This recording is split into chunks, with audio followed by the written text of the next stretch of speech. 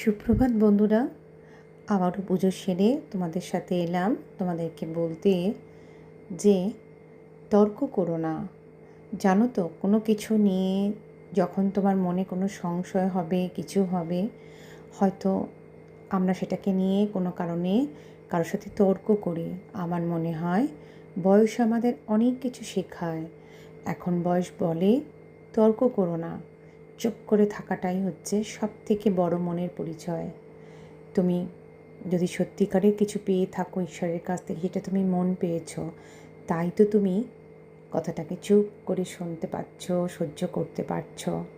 তাই কান আছে শোনো, চোখ আছে দেখো, দেখবে যে দেখার সে ঠিক ওপর থেকে দেখছে, আর সময়ে ঠিক সে যার যতটুকু পাওনা, যা যতটুকু দেওয়ার, সে ঠিক তাকে ততটুকুই দেবে। তার থেকে কিন্তু বেশি কিচ্ছু তুমি পাবে না। কারণ আমরা খুব ভালো করে জানি কর্মই মানুষের ফল। তুমি যেমন কর্ম করবে তার তো ফল তোমাকে পেতেই হবে, তাই কি না বলো?